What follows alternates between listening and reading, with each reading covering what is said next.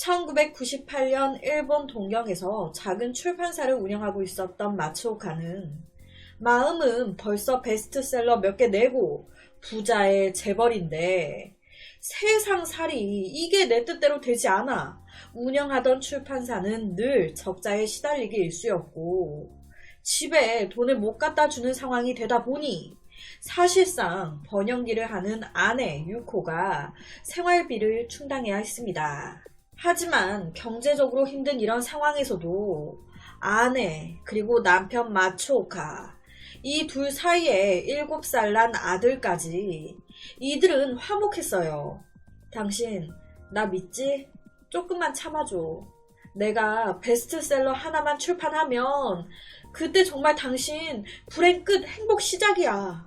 하지만 이런 긍정적인 마음을 하늘이 무시라도 한 듯이 출판사는 나날이 적자에 시달리게 되면서 부도 위기까지 옵니다.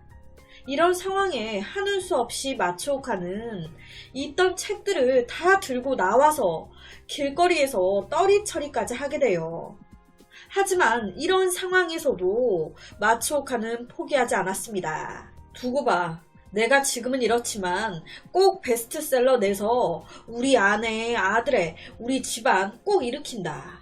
그런데 참 하늘도 무심하시지. 이렇게 마츠오카가 길거리로 나와서 책을 파는데 하더니 그대로 길거리에서 쓰러져 사망을 한 겁니다.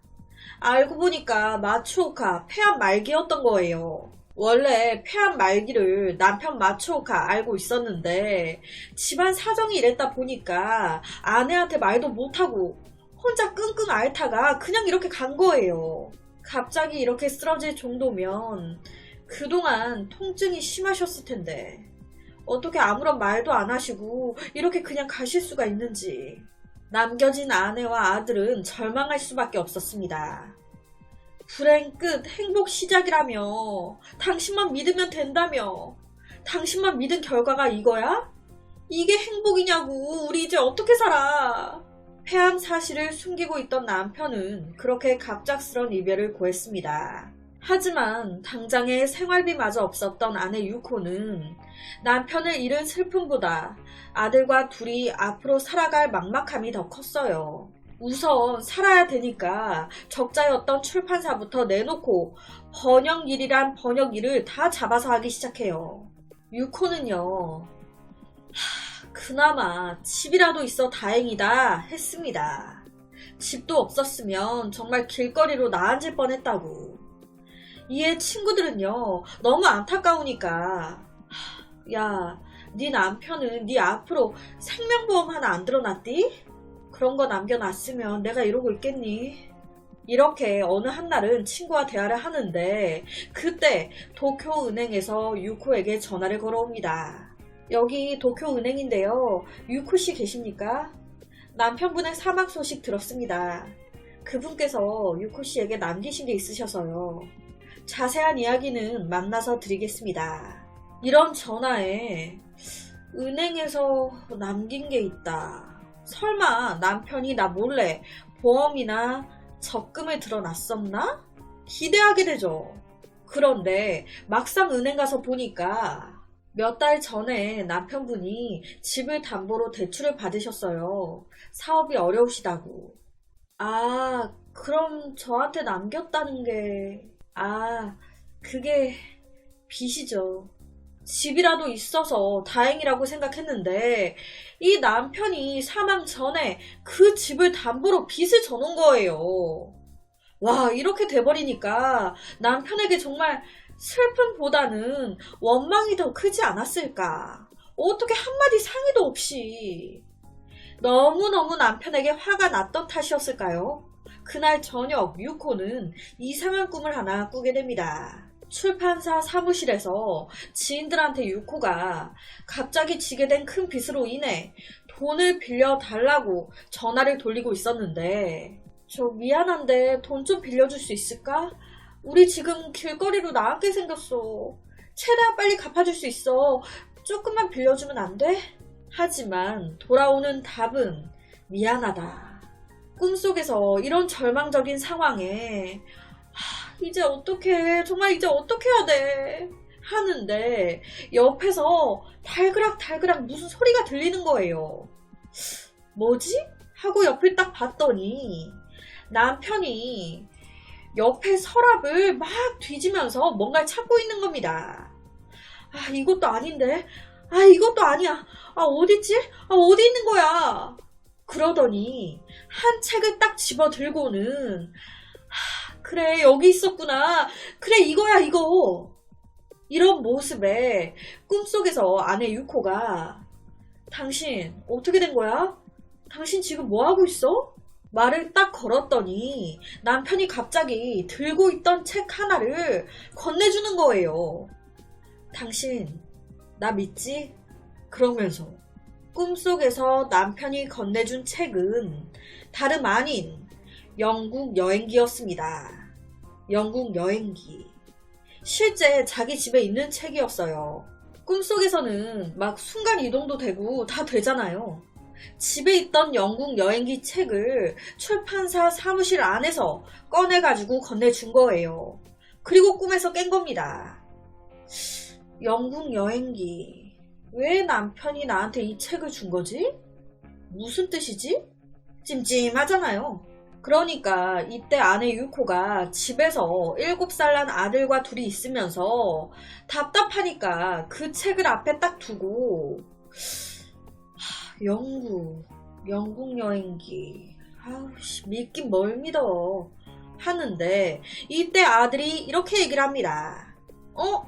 엄마, 이거 그 책이다. 이거 아빠가 영국에 있는 고모네 간다면서 샀던 거야. 유미코 고모. 고모가 사업해서 돈 많이 벌었다고 놀러 오라고 그랬었는데. 이 얘기 딱 듣는 그 순간, 아, 남편이 이래서 꿈에 나왔었구나. 우리가 지금 돈 때문에 힘들어 하니까 자기 누나 돈 잘 벌어 부자라고 누나한테 도움을 요청해보라고. 아, 그 뜻이었구나. 그런데 기가 막히게 이때 우연한 기회로 스위스 제네바 국제회의에 통역차 가게 된 거예요. 그러니까 이때 아싸리 잘됐다 해서 지푸라기라도 잡는 심정으로 돈도 벌 겸 통역차 스위스 갔다가 거기서 남편 누나인 유미코에게 사정 얘기하고 돈도 빌려보려고 영국으로 날아간 겁니다. 그렇게 영국 런던에서 유미코를 만나게 되는데 제가 부탁드릴 게 있어서 왔어요. 그랬더니 유미코가 하는 소리가 그래? 무슨 부탁? 말만 해. 내가 다 들어줄게. 돈 빌려달라는 것만 아니면 내가 다 들어줄 수 있어. 아니 뭐 입을 그냥 콱 막아버린 거죠. 아무 소리 못하게. 아니 유코 입장에서는 영국에서 성공했다면서 사업해서 돈 잘 번다며. 그런데 알고 보니까 이 유미코 그 많은 돈으로 주식하다가 다 날린 거예요. 유미코도 힘든 상황이었던 겁니다. 그래서 이때 오히려 유코가 영국으로 딱 가서 유미코한테 돈을 주고 와요. 보니까 나보다 더 힘들게 살고 있어. 어휴, 내가 미쳤지. 그 인간을 믿고 영국까지 날아왔으니 아유 진짜 남편이 더 원망스러운 거예요. 없는 돈에 왔는데 그렇게 유미코 앞에서 티는 못 내고 저 그만 가볼게요 하는데 이때 유미코가 얘기합니다. 그냥 가게? 영국 온 김에 관광이라도 하고 가지. 영국이고 나발이고 내가 지금 죽게 생겼는데 그게 눈에 들어오겠습니까? 아니에요. 얼른 돌아가야죠. 그러니까 이때 유미코가 유코, 비행기 안에서 심심할 텐데 이거나 보면서 가 라고 하면서 책을 하나 건네줍니다. 유코는요 속으로 기가 막힌 거예요. 뭐야, 돈꾸러 영국까지 온 사람한테 책이나 보라고? 짜증나 진짜. 그렇게 일본으로 돌아오는 비행기 안에서 너무 피곤했던 유코 잠깐 눈을 붙이게 되는데 이때 또 하나 이상한 꿈을 꿉니다. 너무 짜증났던 거예요. 그러니까 꿈속에서도 막 짜증을 내고 있는 거예요. 길을 걸어가면서 돈 꾸러 왔는데 이 책이 무슨 소용이냐고. 장난해 지금? 그러면서 받은 책 그냥 쓰레기통에 던져버리는데 그때 또 남편이 나타난 겁니다. 좋은 소리가 나올 리가 없죠. 아내 유코는 막 화를 터뜨렸어요. 당신 뭘 잘했다고 다시 나타나. 비행기 값만 날리고 이게 뭐냐고. 그런데 이 남편 가만히 아내를 바라보다가 책 하나를 또 아내 품 안에 쓱 건네주는 거예요. 또 무슨 책인데 하고 딱 보니까 아까 내가 쓰레기통에 버렸던 그 책을 남편에게 다시 건네받고 꿈에서 깬 거예요. 아, 뭐야? 꿈이었잖아. 아직도 3시간이나 더 가야 되네. 비행기 안에서 지루하니 할 것도 없고 주위를 쓱 둘러보니까 사람들이 신문 읽거나 잡지 읽거나 자고 있거나 이 중 하나인 거예요. 그러다 보니 자연스럽게 유코는 나도 책이나 봐야겠다. 그렇게 이때 유코가 유미코에게 받아온 책을 꺼내 든 겁니다. 당시 받은 책이요, 모두 영어로 된 책이었어요. 그런데 앞서 말씀드렸다시피 이 유코 번역일을 했거든요.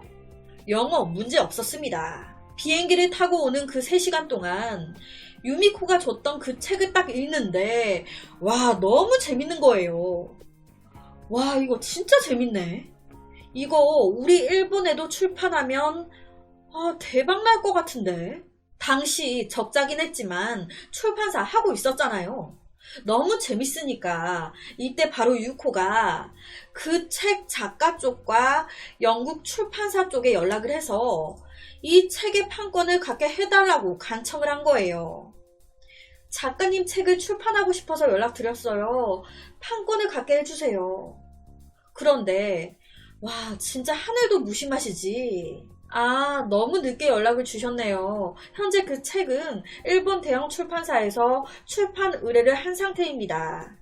우선 메일로 출판 신청 서류 보내주세요. 참고는 하겠습니다. 마지막 희망이라고 생각했던 대박 예감의 그 책은 이미 대형 출판사에서 출판을 의뢰한 상태였어요. 결국 유코는 은행 빚을 갚기 위해서 마지막으로 남은 집과 출판사를 모두 처분할 수밖에 없었습니다. 그렇게 출판사를 넘기려고 계약 날짜를 딱 잡고 출판사 안의 짐들을 하나하나 정리하는데 딱 그때 유코의 출판사로 누군가 찾아옵니다. 여기가 유코씨 출판사 맞습니까? 저 그때 연락 주셨던 작가님 대리인입니다. 그 영국 그 작가분! 네, 작가님께서 책의 번역과 출판을 유코씨에게 맡기고 싶다고 하셨습니다. 그렇게 일본에서 출판된 이 책은요, 어마어마한 판매 부수를 기록했고요. 망해가던 출판사를 완전 대박의 길로 일으켜 세웠습니다. 유코를 본방석에 앉게 만들었어요. 그 책은 다름 아닌 바로 옆에 세계적으로 1억 9천만 부의 경이적인 기록을 세운 베스트셀러 해리포터였습니다. 유코가 남편의 꿈을 꾸고 영국까지 날아가 손에 쥔 책이 바로 해리포터였던 거예요. 그렇다면 여기서 하나 궁금한 게 당시 해리포터는 일본 대형 출판사에서 의뢰를 한 상태였어요. 왜 세계적인 베스트셀러였던 해리포터 작가는 대형 출판사가 아닌 다 쓰러져가는 유코씨의 출판사에게 판권을 준 걸까? 사실 이 해리포터 작가인 조앤 롤링도요, 나라에서 생활 보조금을 받을 정도로 힘들고 가난한 시절이 있었다고 합니다. 남편 없이 홀로 아이를 키우면서도 희망을 잃지 않고 꿈의 베스트셀러를 완성했던 조앤 롤링. 그런 조앤 롤링이 자신의 어려운 사정을 적어 보낸 유코의 메일을 딱 보게 됐는데 너무 자기 그 어려울 때 사정과 비슷했던 거예요. 그냥 지나칠 수가 없었던 겁니다. 희망이 돼주고 싶었고 도와주고 싶었던 거예요. 그래서 조앤 롤링이 대형 출판사가 아닌 시즈야마 출판사에 해리포터 판권을 넘긴 거라고 합니다. 옆에가 실제 유코씨예요. 재벌들은 모르겠어요. 그런데 진짜 자수성가하신 분들을 보면 밑바닥까지 최악의 상황을 경험해보지 않으신 분들이 없으시더라고요. 모두 실패를 경험해보고 죽고 싶을 정도로 힘든 경험을 하셨더라고요. 사람의 인생은 정말 모르는 것 같습니다. 이걸 보시는 여러분들, 우리 앞날 인생도 모르는 거예요. 상상도 못했던 어마어마하게 멋진 인생이 펼쳐질지. 옆에는 조앤 롤링이 연설했던 말들 중에 하나인데요. 제 인생은 철저히 실패의 연속이었는데 그 실패는 불필요한 것들을 제거하는 과정이었고 가장 필요한 것에 모든 것을 쏟아 부을 수 있는 자유를 느끼게 했습니다. 제가 가장 두려워했던 실패가 현실이 되어버렸기 때문에 저는 오히려 자유로워질 수 있었습니다. 그래서 오늘은 일본의 해리포터 판권을 손에 쥐었던 한 여성에 대한 일화를 가지고 왔습니다.